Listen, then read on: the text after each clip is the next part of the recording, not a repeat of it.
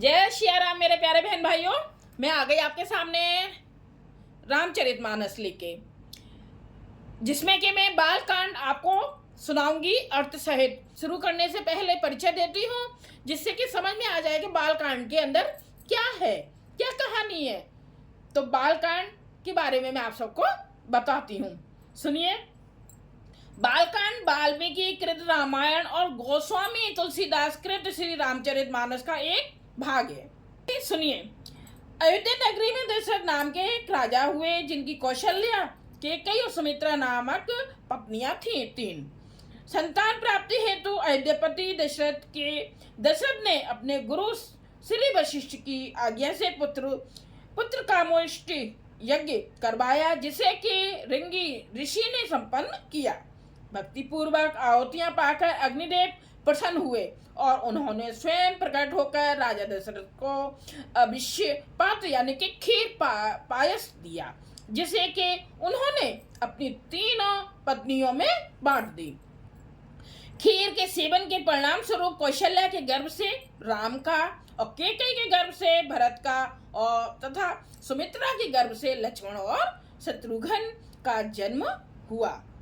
राजकुमारों के बड़े होने पर आश्रम की राक्षसों से रक्षा हेतु ऋषि विश्वामित्र राजा दशरथ से राम और लक्ष्मण को मांगकर अपने साथ ले गए।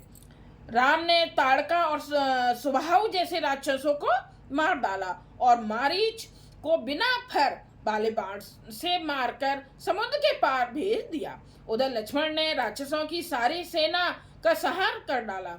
धनुष यज्ञ हेतु राजा जनक के निमंत्रण मिलने पर विश्वामित्र राम और लक्ष्मण के साथ उनकी नगरी मिथिला जनकपुर आ गए। रास्ते में राम ने गौतम मुनि की स्त्री अहिल्या का उद्धार किया। मिथिला में राजा जनक की पुत्री सीता, जिन्हें के जानकी के नाम से भी जाना जाता है, का स्वयंवर का भी आयोजन था, जहाँ की जनक प्रतिज्ञा के अनुसार शिव धनुष को तोड़कर राम ने सीता से विवाह किया। राम और सीता के विवाह के साथ ही गुरु वशिष्ठ और गुरु विश्वामित्र के परामर्श से भरत का मांडवी से, लक्ष्मण का उर्मिला से, शत्रुघ्न और श्रुतकीर्ति से विवाह संपन्न हुआ। ये था बालकांड का परिचय, जो बालकांड के अंदर सब कुछ है, लिखा हुआ है। तो अब आगे मैंने आपको परिचय दे दिया। अब आगे 1 दोहे या 2 दोहे की चौपाइयां करके आप सबको मैं अर्थ सहित बालकांड सुनाऊंगी। श्री रामचंद्र जी आप सब पर बहुत बहुत कृपा करें, आपके घरों में सुख शांति समृद्धि सब कुछ दें। कमेंट में श्री राम जरूर लिखिएगा, जो भी आपका मन है वो जरूर लिखिएगा। रामचंद्र जी बहुत कृपा करेंगे। जो सुमिरत सिद्धि होई गण नायक कर बर बदन, करो अनुग्रह सोई वृद्धि राशि शुभ गुण सदन। इसका अर्थ सुनिए, ये सोचता चलेंगे अभी 5। जिन्हें स्मरण करने से सब कार्य सिद्ध होते हैं, जो गणों के स्वामी और सुंदर हाथी के मुख वाले हैं, वे ही बुद्धि के राशि और शुभ गुणों के धाम श्री गणेश जी मुझ पर कृपा करें। मूक होई बाचाल पंगु चढ़ी गिर बर गहन, जास कृपा सो दयाल दुर्बहु सकल कलमल दहन। जिनकी कृपा से गूंगा बहुत सुंदर बोलने वाला हो जाता है और लंगड़ा लूला दुर्गम पहाड़ पर चढ़ जाता है, वे कलयुग के सब पापों को जला डालने वाले दयालु भगवान मुझ पर द्रवित हों, यानी कि दया करें। नील सरोह श्याम तरुण अरुण बारिज नयन, करो सोमम और धाम सदा क्षीर सागर शयन। जो नील कमल के समान श्याम वर्ण हैं, पूर्ण खिले हुए लाल कमल के समान जिनके नेत्र हैं, और जो सदा क्षीर सागर में शयन करते हैं, वे भगवान नारायण मेरे हृदय में निवास करें।